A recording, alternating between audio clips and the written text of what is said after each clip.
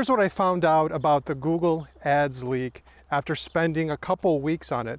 I've been down the rabbit hole on my vacation and just really spending some time about it. And today I'm going to talk about some of the key points that I uncovered from research and the leak itself. If you don't know what the leak is, Google has internal documentation it uses to basically track different features and criteria and how Google ranks your website, right? SEO people like us, we tried to uncover that secretly, right? Because this was all a secret. It was all insider knowledge that us SEOs seem to know. These documents were published to the internet. I think these documents were published deliberately because problem with most SEOs is the clients never do it, neither do the SEO, so you really have to weigh in all of these factors. At the end of this video, I'm going to talk about good clicks and bad clicks. This has completely revolutionized my thinking and how we approach digital marketing. I have applied it to our website and we're applying it to our clients. Some people will call it incremental marketing, where results happen over time, more results means more sales and more revenue, and it justifies ad spend or marketing spend, whatever it is. So it's really hard to prove value. So this is the end of the video, but I'll start with the first one. Inside of the Google Ads leak, we found out there's sandboxing for new websites, okay? So when somebody asks me, hey, can you rank my website on Google page 1? No, not gonna happen. It can't happen. It won't happen because this is a deliberate break that Google has put in place on websites, because a lot of people would abuse Google and how it ranks sites. So how are you going to get better results? Well, you need an initial launch plan when you know what you're going to do with your marketing and sales. Because when you launch a new website or a new brand, you have to have all the trust signals, reviews, testimonial, your Google business setup. All of those little factors make sense. Otherwise, your content's never going to rank.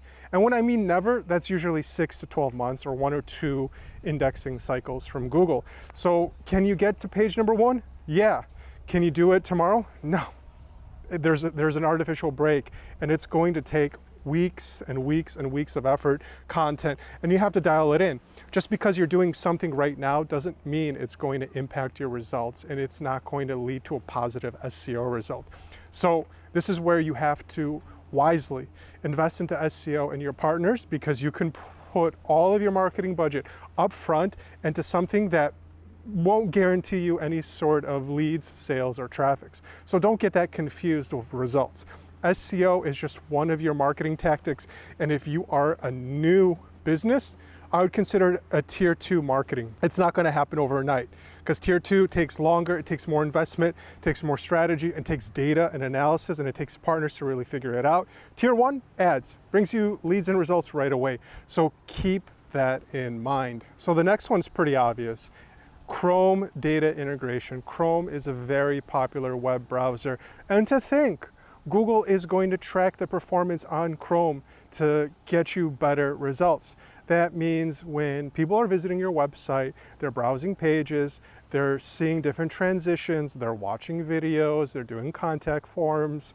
Google can contextually understand this. And this is a little hint for the end of the video. So a part of your strategy is you have to look at how your site performs in Google Chrome. Sometimes you get weird things with Safari, and you have to balance those two opportunities equally. So making sure your site is obviously mobile optimized, web optimized, speed optimized, all of those handy reports Google gives you, those are really low-hanging fruits. Getting that together and getting it in order with a proper website strategy is crucial. You can't expect to get good results with a website that's 10 years old. I still have leads reaching out to me. It's like, oh no, Mike, my website's fine. I'm not going to get into a car that doesn't have seatbelts. No, thank you. I'm going to get into a safer car that's going to get me, my family, and everybody else there. So that's the balance of that opportunity. Just because you have a car and doesn't have seatbelts doesn't mean it's any better of a car than a website that's brand new, has seatbelts and power windows and all those bells and whistles. So the next one's pretty obvious if you are a free thinker, is Google Whitelists different sorts of topic. We would call it your money, your health, things like that, travel, news, and it really respects authority. Authority still plays an important part in SEO in 2024. Nothing's changed. It's ultimately how much traffic you get, how many people are citing your sources, and how much traction you're getting there. This is very important. So if you want to break into different categories such as news, travel, and health, it comes down to your authority and how trustful Google thinks you are, and especially in the medical field, an additional verification from Google. And at the end of the day, doing these extra things will help you get better results, but you have to realize that it's going up a mountain where you already have these players that have had websites for 20 years. So over investing into your SEO isn't going to matter, because not only is Google going to sandbox you for being a new brand, they're also going to whitelist you or graylist you or blacklist you depending on the topics you're talking about. So avoid some topics that might go on fringes. And of course, we already know what happened to a lot of topics and how those topics magically disappeared and still seem to disappear. So avoid those topics if you want to have a chance. Otherwise, that means SEO is going to be a tier 2 strategy. So for some reason, quality graders still influence the Google rankings. These are basically humans strapped to a computer which answer certain questions and go through a handbook of different criteria, and they rank websites. So they sample the website and then they rank it. It's a very high statistical way to determine what's good and bad, and that's how they trained a lot of their algorithm. Is they've done a lot of manual surveying of websites, and this is where they develop their algorithms to have consistency. And I think this is the big takeaway here: consistency. You want to be consistently accurate. You want to be consistently organized like your competitors, other websites in your industry. There's nothing new about what your website should accomplish. This is where Zima Media got in a lot of trouble. This is how we hurt our SEO, because we think so far out of the box. Google Gemini, it's intellectually compromised, and it's not going to be smart. And if you get a human grader that sees something that's way out of the box, well, they might not know how to rank a website because they may not be your target audience or your customer. So they're going to rank it based off of their tight guidelines, and this can hurt your good clicks and your bad clicks. And there it is. It's the theme of today's video and why the leak is so important. This is going to be your expertise, your authority, your trustworthiness. This is what we've been doing for SEO for the last 15 years. It's really important to focus on these criteria because at the end of the day, it's brand building, it's trust. It's us as an SEO expert building a virtual handshake with your customers so they take the next step and reach out to you and engage with you no matter what your call to actions are. Now, one that I thought was surprising, which really, if you think about it, Google has been lying about all of these different touch points. Not all, but many of them. They would go out and say, well, it doesn't really matter, links don't matter, focus on your content, blah, blah, blah. We know it was just a whole big pile of anyways. Links do matter, and links are something that's important in the beginning of a phase of a site and the ongoing efforts. Really, backlink building, you have to think about it. Is your brand a leader in the industry, or is somebody within the organization a thought leader? You just have to get your name and your brand out there, and it helps with authority because the websites that are mentioning you are voting for your site and your content, and it helps Google really just narrow down the good, the bad, and the ugly. Link building, I presume, is very important. I started up link building again 3 months ago, picked up some sweet links from Entrepreneur Couple. And you can do that too. I have some great videos you can check out. So work on link building. Don't put all of your money into link building. My biggest piece of advice for link building is it is speculative marketing, okay? That's speculative marketing. You can't put a price on what is it worth. What is it worth to you on the receiving end? What is it worth to your bottom line? So don't engage in speculative marketing. I think it's a big waste of money, because if you can put your speculative marketing budget into ads, you'll probably get more sales. And then at the end of the day, your tier 2 marketing, the luxury marketing, the extra budget you have to put into your marketing and sales, go for it. And that's when you need to invest into speculative marketing. But if you can do that yourself, even better, because it's easy to do. Anybody can do it, and it's cost effective. And over 6, 12, 18 months, it does have an ROI. It does influence your results, and it can really get you on top of Google on page 1, right? On-page signals remain constant, okay? This is the one I think we broke our site, because we knew about these on-page things. We do it for all of our clients, but for our industry, it's difficult. We're competing with other SEO agencies, so we try to do different things. We try to do different sorts of pages, and at the end of the day, consistency, right?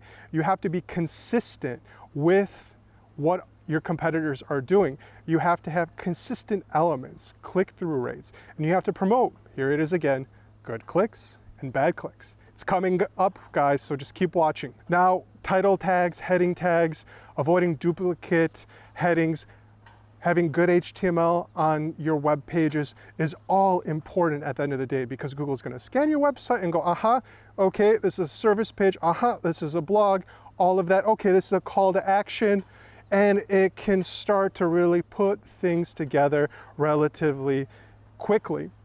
We would always say, don't confuse Google. It's a dumb robot. It's intellectually compromised with Gemini now, so you can focus on a couple of those things.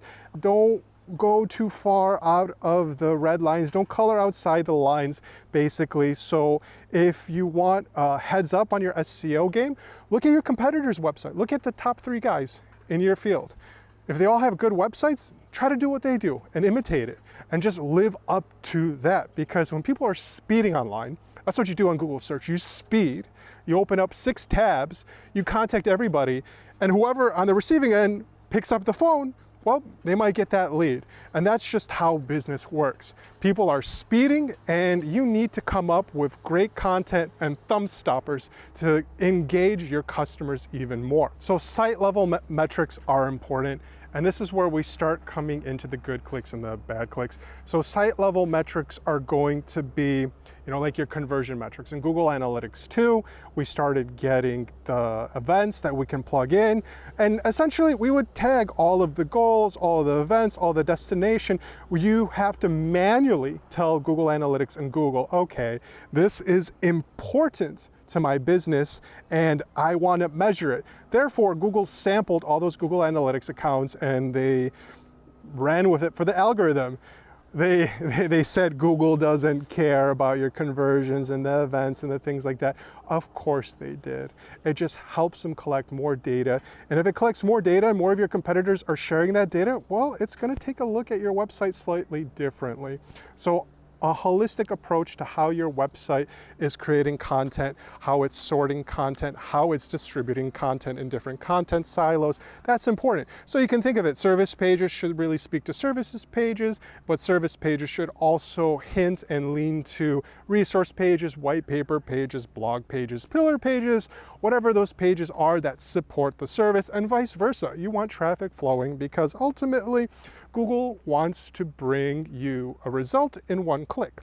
If they go to your website and they start clicking around, well, that's a one-click result, right? Because that stickiness is what's important here, that dwell time, that page time, because we always knew that page time, time on the page that's spent, scroll time, those are all important for your SEO. Brand and authority presence. This is one that I would always say, especially before influencers were a thing. When I had my 15 minutes of fame, it was important to really build up your profile as an expert.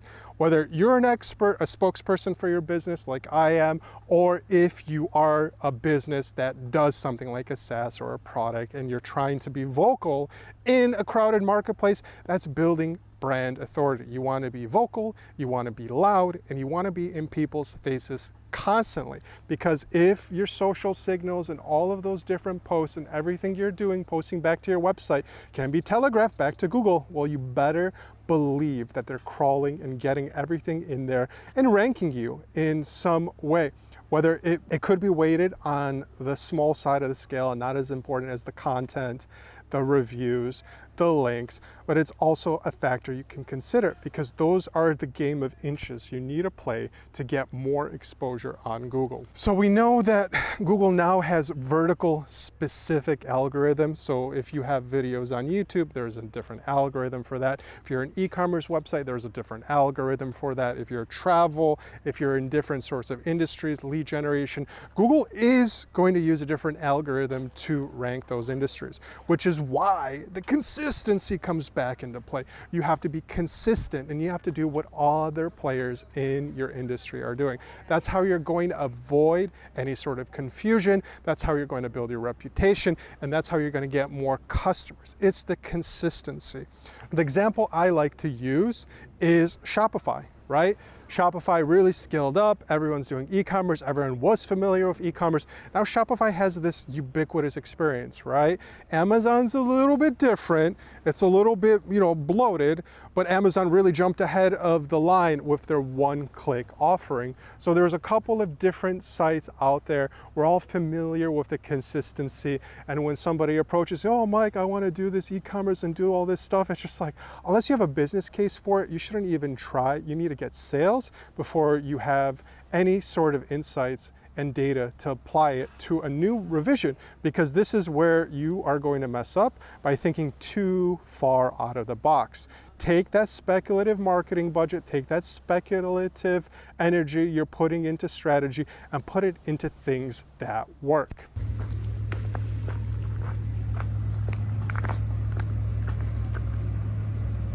Now my favorite, user engagement metrics.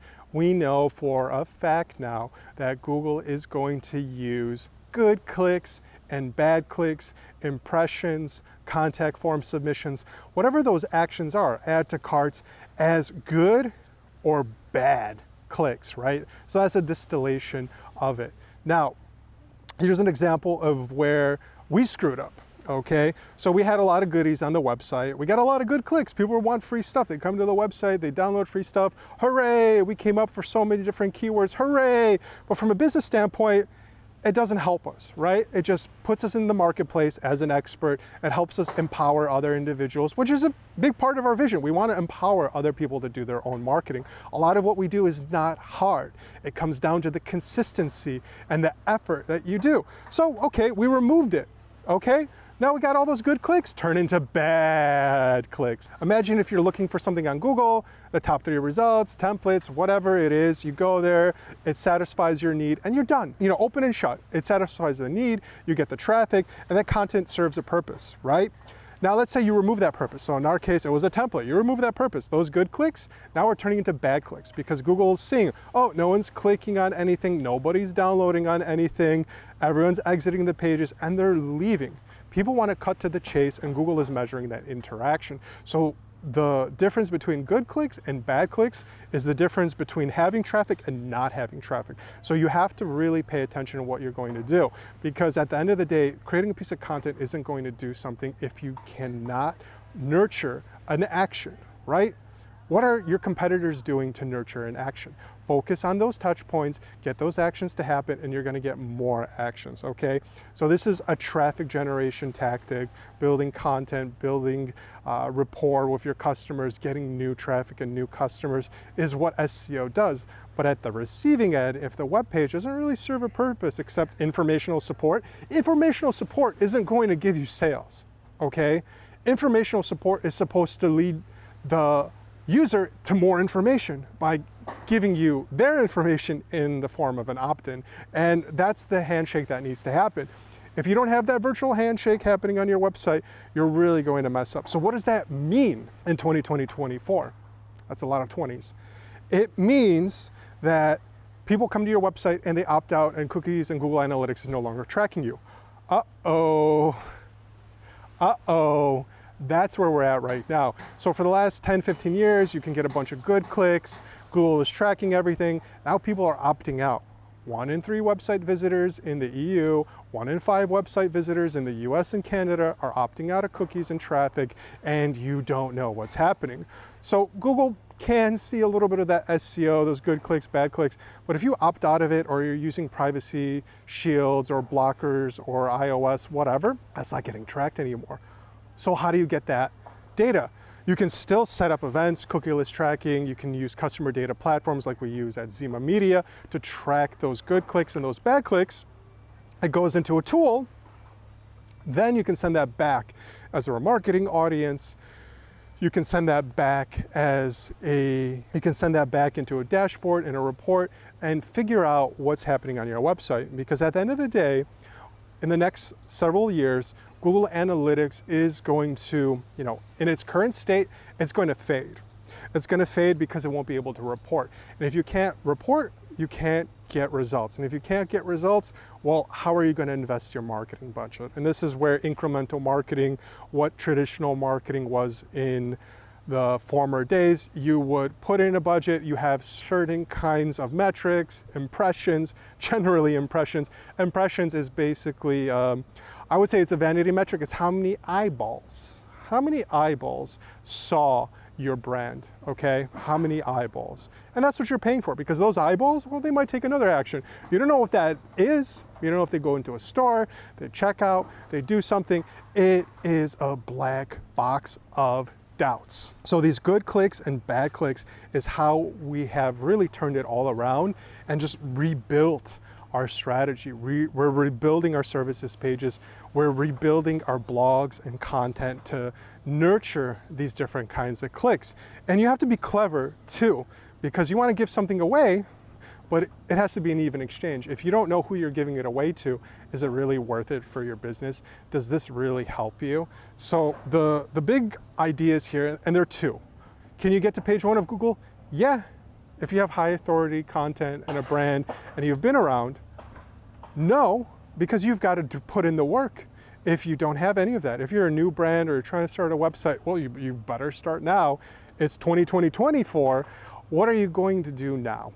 Okay, how are you going to get that advantage ahead of your competitors without a website or a presence or any sort of authority? So that sandboxing of content is a real big one. There's nothing you can do about it.